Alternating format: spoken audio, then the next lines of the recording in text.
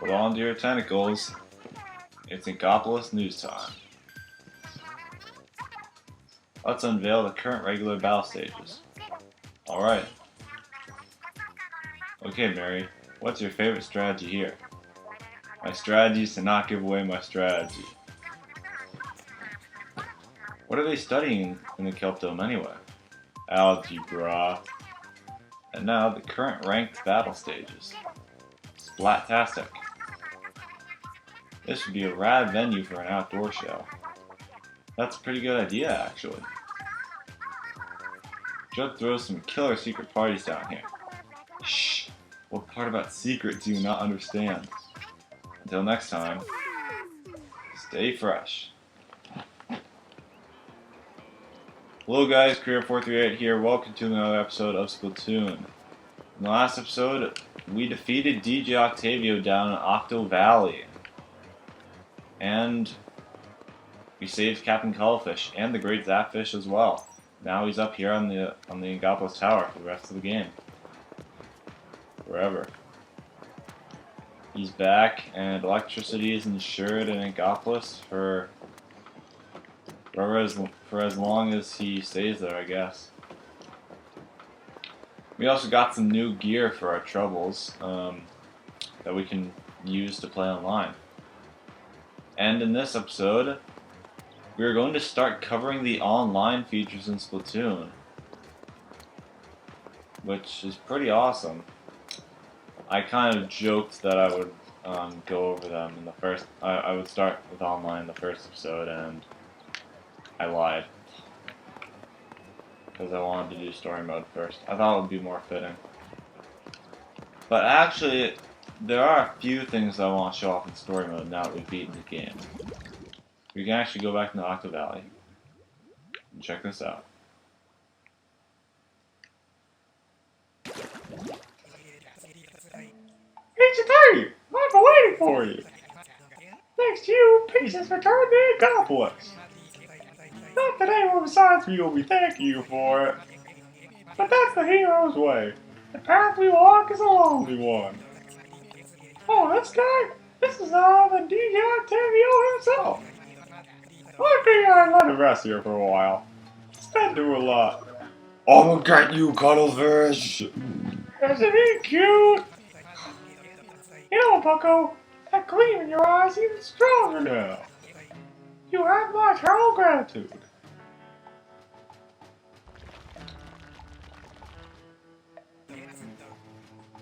Ahoy, what's this? It's probably nothing. So back in Octo Valley, there's not really much for us to do. Captain Cuttlefish does say some new stuff. I'll probably show that in another video. But I don't really want to show it right now just because he says quite a few new things. But now we have DJ Octavio here in the snow globe to show that we have bested him. And if we shoot him, he will produce some kind of glitter and put his hand up. You can't actually talk to him.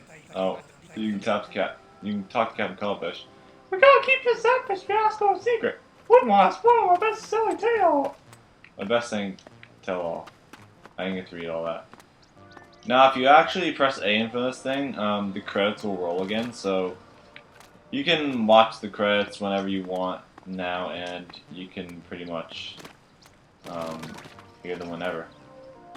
Wow, you can bounce off this thing. Wait, this thing reflected me before. What the fuck? Oh, that's kind of weird.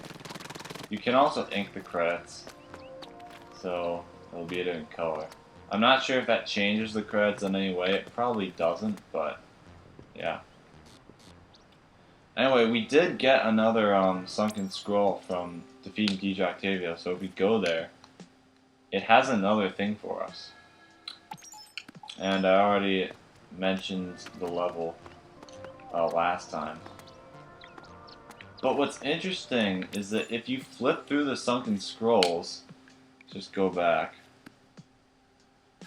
You open the first page, and then you keep flipping.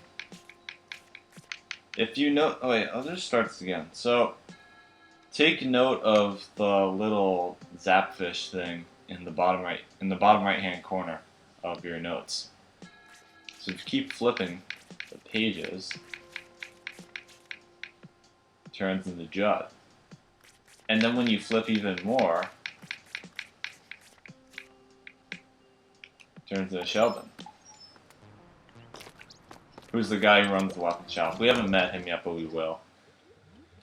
Before we go online, we will meet the different characters who run the shops. Because if you remember, the game wanted us to go into online battles because you can't actually buy anything in these shops until you are a different level. All the shopkeepers will actually reject you and tell you that you need to reach a certain level before you can do anything in the shops. Hello. Oh my, is that truly the only weapon in your possession? You'll need more than that if you want to be taken seriously around here. I'd offer to help, but I'm not sure you can handle my firepower at lowly level 1. No, I simply can't let you adopt any of my beautiful children into level 2, at the very least. Go raise your level in some regular battles, and then come see me again, yes? So Sheldon right there keeps us out, because we're just level 1, but he says at level 2 he'll give us something.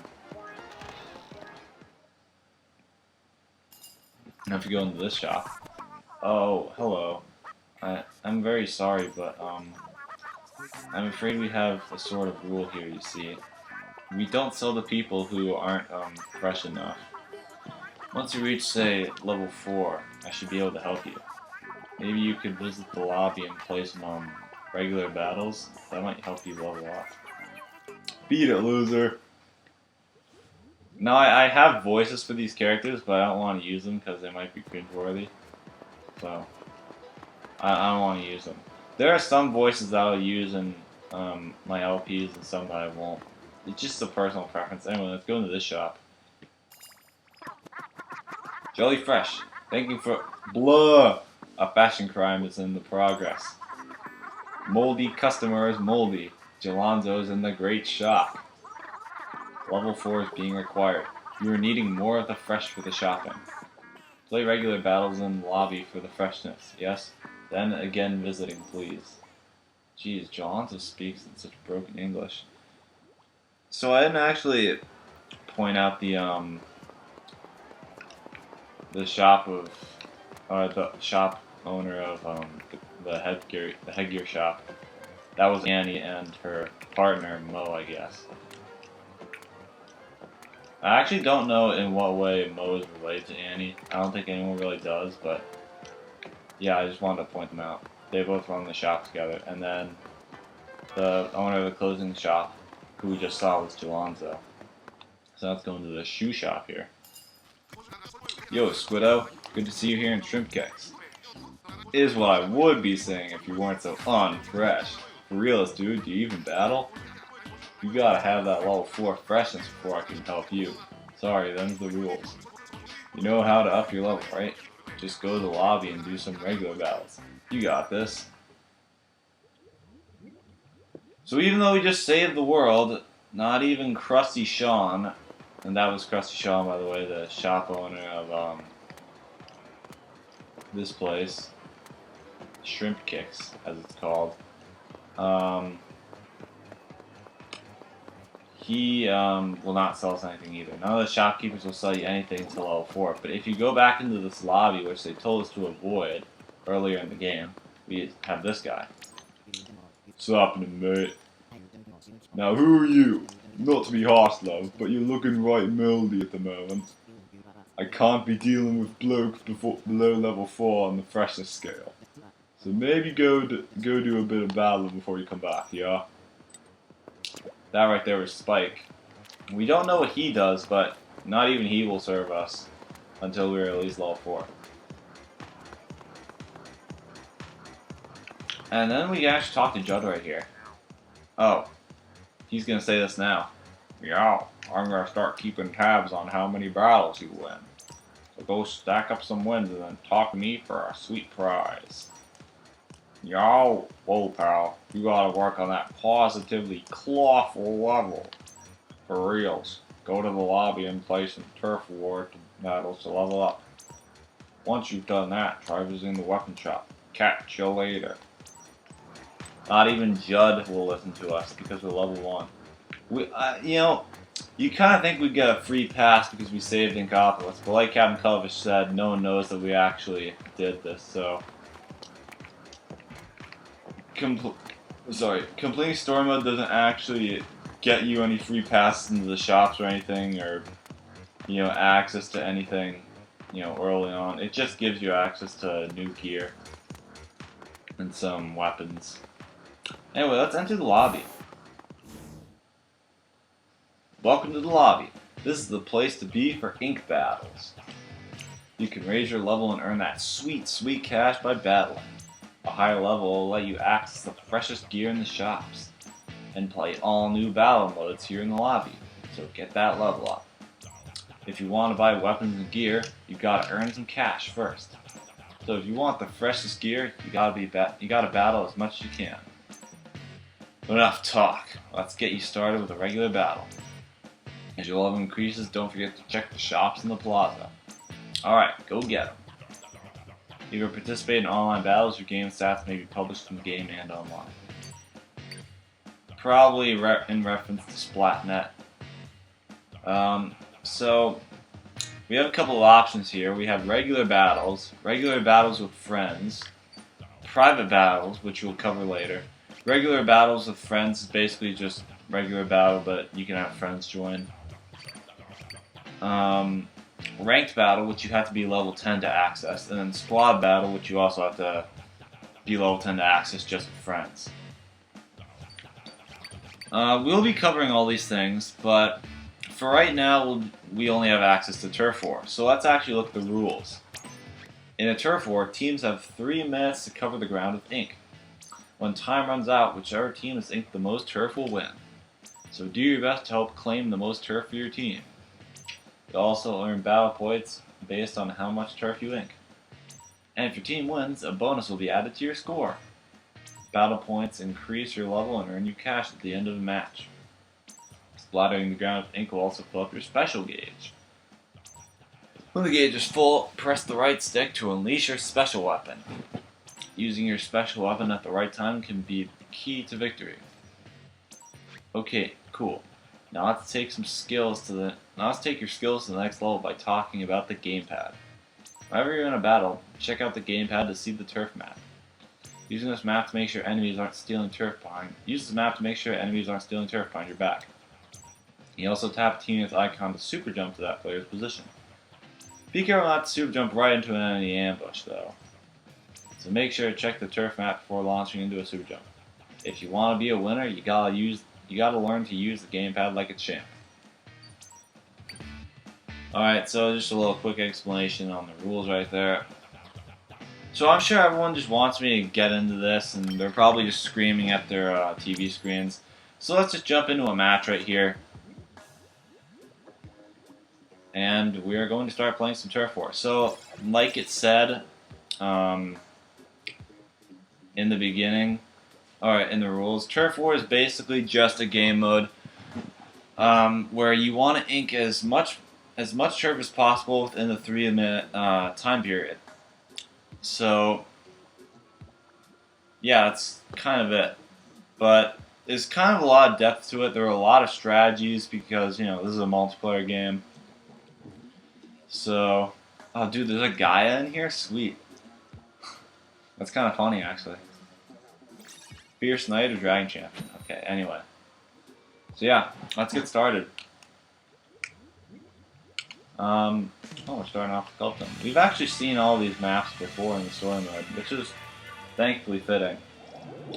We all have Splashlight Juniors. Uh-oh, they got a 10 attack. Alright, so... oh, okay, there we go. So you normally want to approach mid by just shooting out some ink, then dipping in your ink, and then shooting, and then, you know, just repeating the process. You can get to places really quick by doing this, and by inking ground or enemy ink, we fill up our special gauge and get points. Now I have my special ready. Okay, those guys are traded. I was gonna get into a fight right there. Contrary to popular belief, you shouldn't always ink turf. You should sometimes be fighting people in Turf War, but you don't always have to. Just gonna get that guy. So I never really talked about our weapon. I'm not sure if I should right now, but I got a kill. That's kind of funny, but we are in a low-ranked lobby, and I'll be staying in here for quite a while.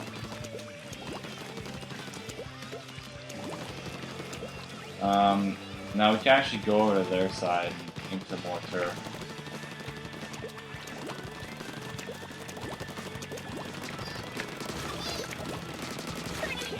Yeah, I'm gonna be destroying these people, unfortunately for them, because I play like at least an A+, so I ain't no scrub, unfortunately for these guys. But fortunately for the people who have me on their team, I'll be doing lots of work.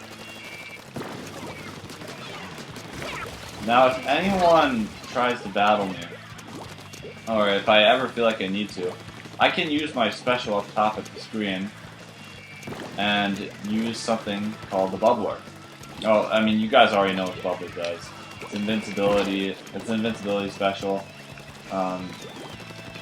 It will give you, but I never really went over like its competitive effects. Basically, it gives you invincibility for 4.5 seconds. You'll be pushed back by enemy attacks. Oh, we're dead. And basically, alright, wait. I need to keep talking.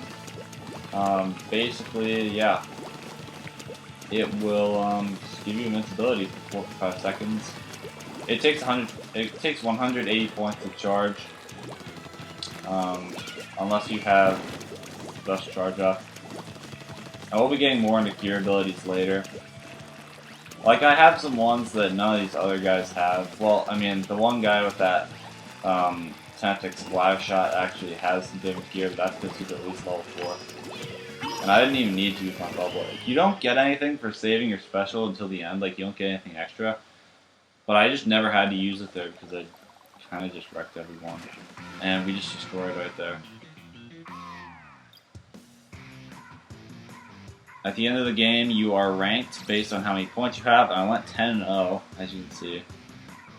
Your kills and deaths are also recorded, and as you can see, we got a level up. Not bad. Swim speed up on the Hero Jacket replica. Let's go. Nice.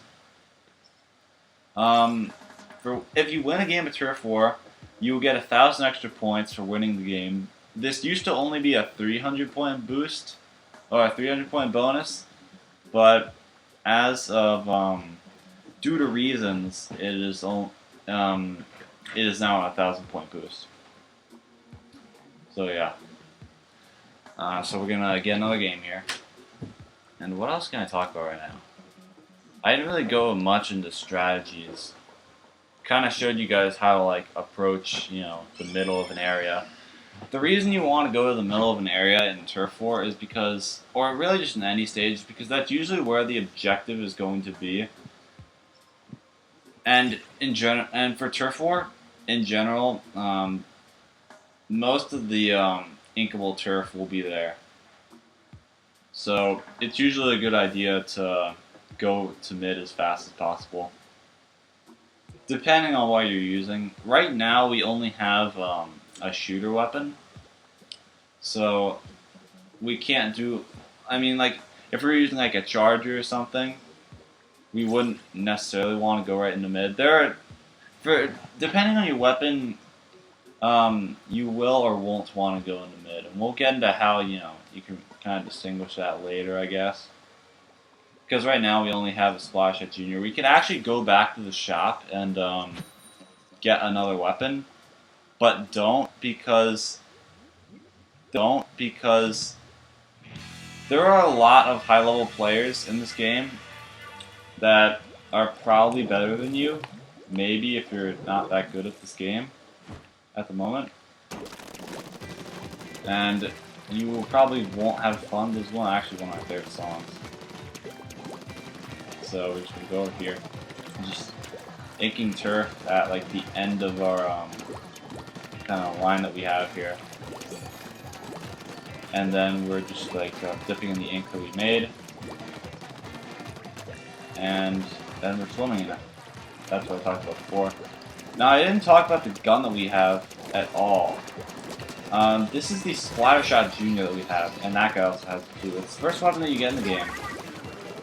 And essentially, this is kind of an inaccurate weapon, but not that inaccurate. It's pretty reliable. It is a 4-shot kill. I don't know what that guy was doing, but at least his bomb was too late. Yeah, the Splattershot Junior is a 4-shot kill weapon, does 28 damage per shot in effective range. And we'll get into what that is a little later. I don't know if we'll get into the different kinds of ranges in this episode, but we will at some point.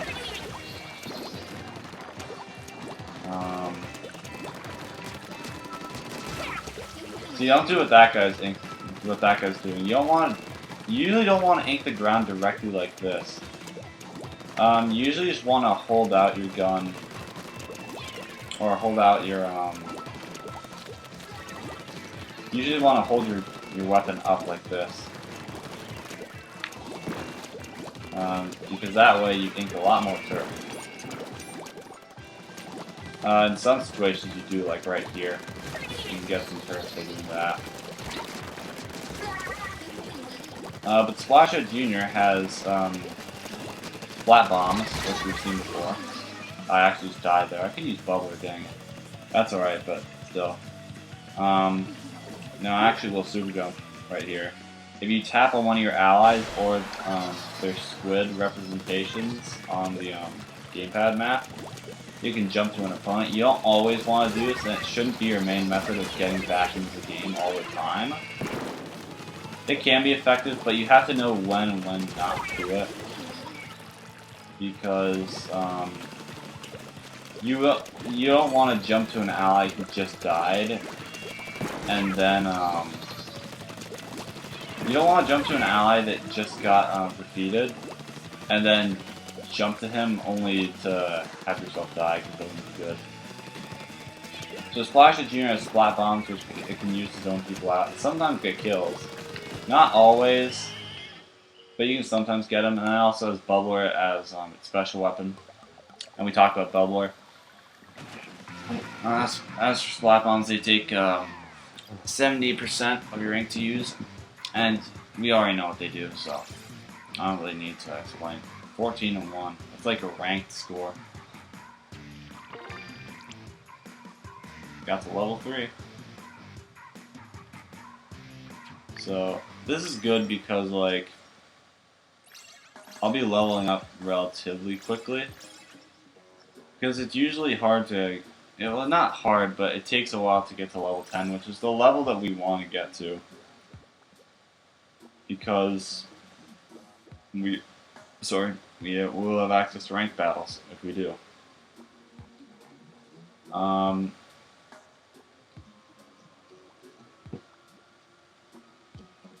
feel like there's something else to explain. I didn't really go into this. I'm sorry, guys. I didn't really go into this episode with like exactly memorizing what I want to talk about and in what times. But I do want to give you guys as many tips as I can, just so when you play the game, your time is as smooth as possible. So I don't really have a good idea of everything I want to talk about, but I definitely can share some things with you guys, like don't always super jump. There are some times when super jumping is completely okay. Like, chances are, if one of your teammates are in their own ink, it's a good idea to super jump. You don't always want to jump there though, because like if they're trying to be stealthy, you might blow their cover. It can be a little hard to know exactly when and when not to do something, because there is no communication in this game. At least not like voice chat or anything like the game has. And hey, look, we're in a return to path, which I knew, but yeah, as you can see, the area has changed a lot from the story mode. Also, wait, what the fuck? Oh, we had a DC. Alright, I can probably win that. Alright, so one tip that I can give you guys is to never do what these guys did, which is ink the base at the start of the game.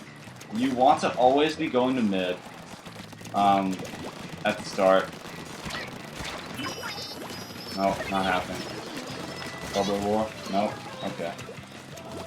You want to always ink mid at the start of the game, and then when you die... Okay, I might die here. Nope, we're good. You want to always ink mid, and then when you die, you'll always spawn back to your base. So, like, you won't spawn anywhere like in the map where you could potentially like get spawn killed or anything like that. So what you want to do instead is... I should probably go defend my teammate. Never mind, he's fine.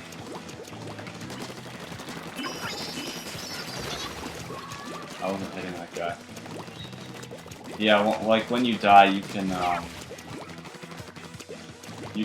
go ink the base a little bit, but as you do that, you should be going back into mid. You should never really fixate on the base per se unless you're winning, so just keep that in mind.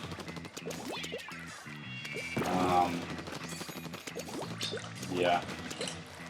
Might be some other tip I'm supposed to be giving you guys, but not sure.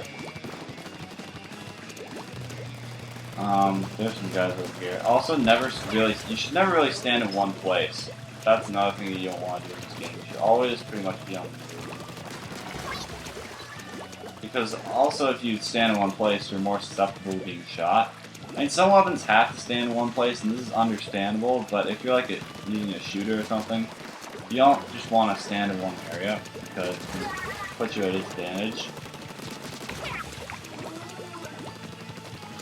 So make sure you're always moving around.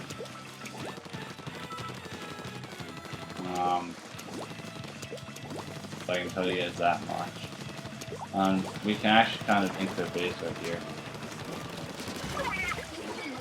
Got him. Probably shouldn't be too impressed with myself because these are lower level players, but just I did get him.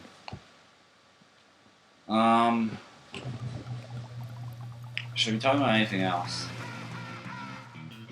I don't really know, honestly. I couldn't exactly tell you.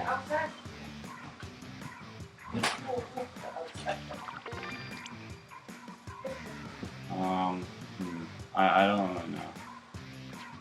My Hero Jack rep is so good though. Basically, I'll talk more about like abilities later on, like why I'm saying that. I plan to dedicate a whole episode to abilities, so don't worry about that. Basically, what I'm just happy that I got a swim speed on that because it's good to have like multiple of the same ability because you get more and more of it. The effects will be lessened per ability you have, unlike each main and sub. And we'll get more into this later, but if I didn't clear this up, people would be telling me about like diminishing effects. I know nothing about it. Possibly, I don't know. So we're just gonna go right in the mid. I always like taking this path when I'm trying to pass.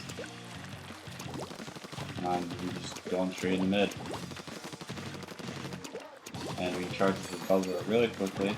And we'll probably keep it for the rest of the game, honestly. Now here's another thing that you can also do. In battles, you have, to the bottom left on the screen, you have...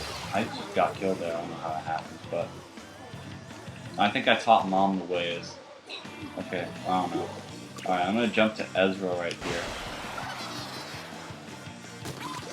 And I can tell my teammates to do various things like come on, and I can like congratulate them for doing something, say like booyah.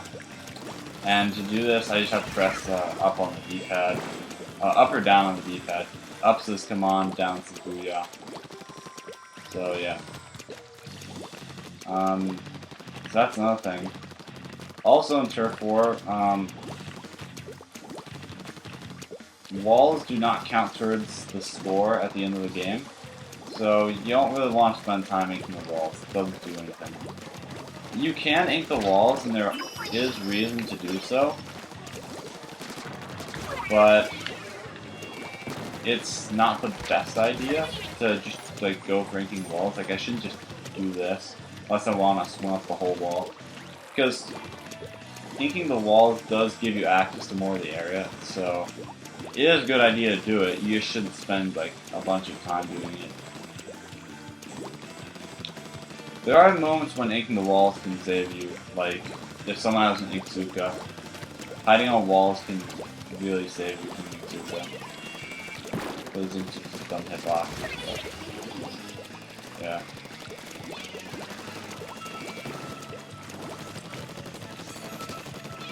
So we can actually hit that guy with a movement range. Can you throw a splat bomb up there? Can you actually throw one up there? No, it just goes into an abyss.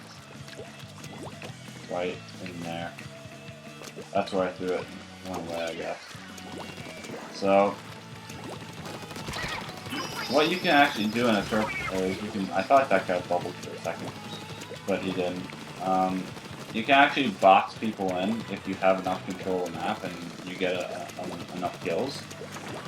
And that's kind of what I'm doing right here. I'm kind of playing around their base and, you know, fighting them kind of at the source of where they spawn. Doing basic guys bubble. Nothing. So that's another way to fight opponents. But you shouldn't be rushing into your opponent's base all the time, and this is what we call overextending. You don't want to be doing that because that's where enemies will spawn. They'll probably have control of the area. And you don't always want to be doing that because, you know, enemies will spawn there. They can get to you easier, and they'll probably notice you if they're looking at their map. Alright, what do we got? Alright, not great, but that's okay. It's probably going to be a longer episode. I think we will play one more match. I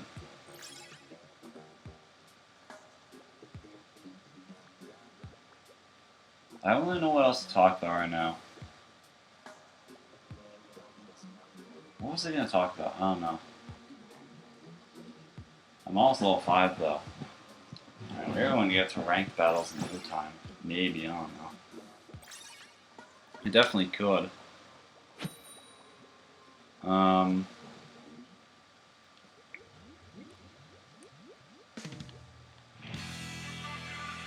I guess I could say to make sure to use your sub. You can use your sub by pressing R, just like in story mode.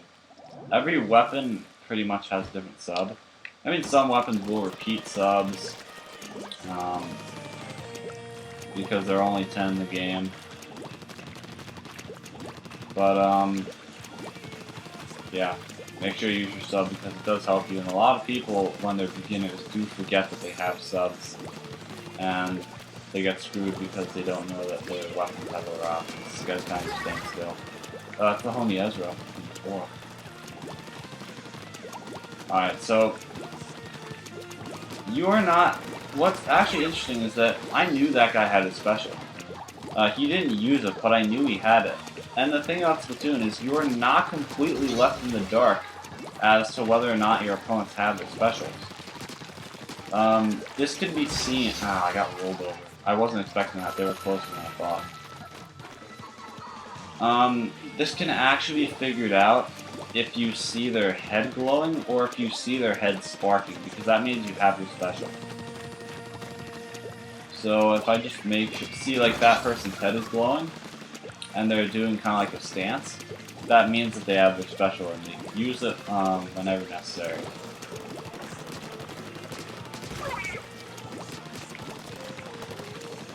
So yeah, it's important to be watchful of that because there are some specials where it's like you have to know whether or not you should use them, so you know whether or not it's a good idea to approach your opponents.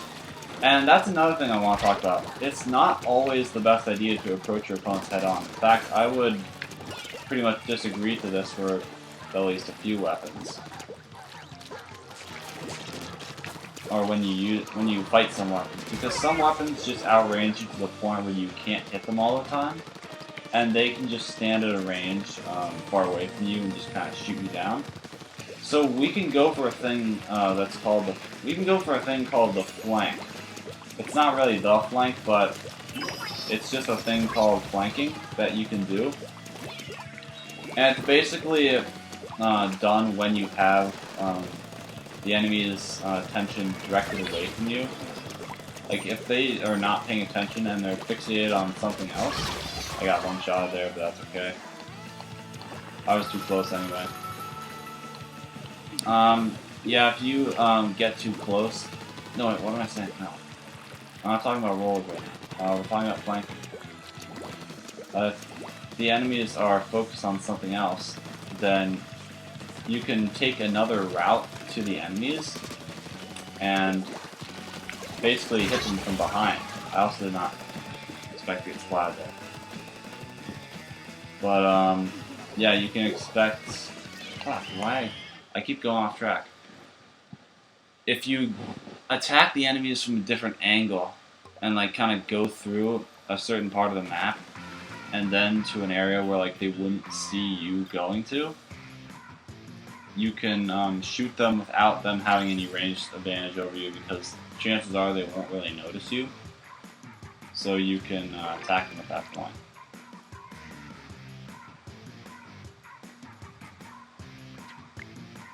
So those are really all the strategies that I can think of. I think I'm going to leave the lobby. I shouldn't because now there are going to be a bunch of powerful opponents. But this is a good time to talk about something.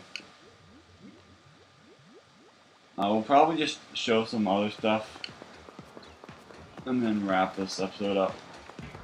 So after every number of wins, or after a certain number of wins, you can go to Judd and get some coins for your efforts. Once you hit level 4, you'll do this. And that's called the vibe meter, which is telling us about right now. Yo, the vibe meter in the lobby measures your performance. You get flag icons for winning battles and lose them when you lose battles. The more icons you get, the more you'll lose when you lose a battle. To boost your vibe, come up with a solid strategy for the current stages. The vibe meter resets when there's a new broadcast, so don't sweat it. Come and see me for a bonus when you think your vibe is hot enough. So now we have a smoking vibe, he'll give us 400 coins. There are 2 other vibes that we could get. Toasty for winning for having 0.5 to 3 flags. You can get Smokin', which I just talked about, which we got right here. That's for getting having 3.5 to 5.5 flags, and then So Hot for having up to 6.5 to any number of flags after that. Toasty gets you 100 coins, and So Hot will get you 1,400. Actually, no, it'll get you 1,000. You can get a total of 1,400 extra coins from talking to Judd in any given rotation. He's telling us about the weapon shop. Don't forget to check out the weapon shop after you level up. We hear they have some pretty awesome weapons. So yeah, you can, we're at level 5, so we can access the shop. We'll probably do that in the next episode.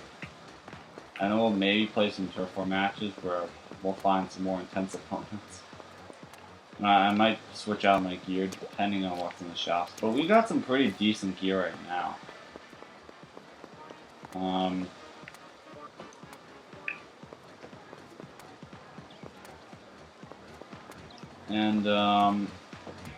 It's important to check with Judd after 30 wins because he'll give you a little prize, and we'll get into that at some point later.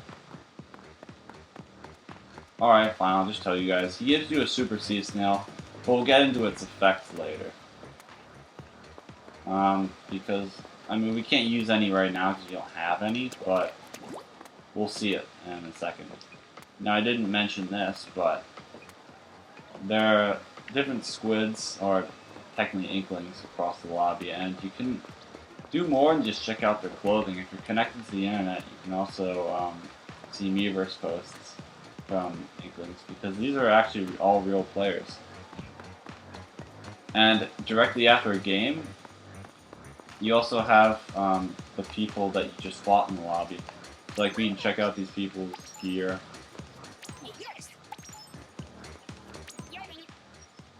I had that exact same white headband, actually, on my alternate account, or on my main account. So yeah, we've actually fought all of these players before.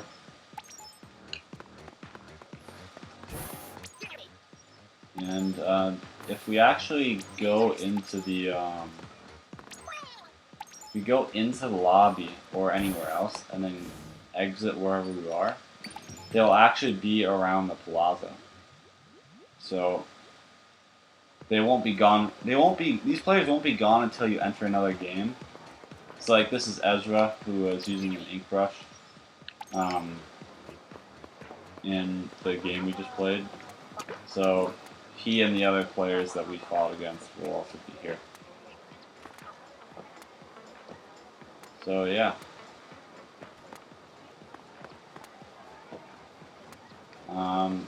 I think that's really all I want to talk about for this episode. We'll probably get into some more strategies in the next one, but I think I'll be playing some more Turf War. I do plan to grind off screen for levels so I can get certain weapons and stuff, and gear and stuff. So yeah, forward to that. So I think we're going to end this off here. Next time on Splatoon, we'll be checking out the shops now that we can actually go into them. We'll be going back into that alley where Spike was. We'll be seeing what he can do. And we will be getting into some more intense online battles, because if you don't know, basically there aren't, I guess it's just hard for Nintendo to find you players that are really like around your level, so they'll put you in like harder lobbies, so yeah. I don't think they should do that, but anyway, see you guys next time.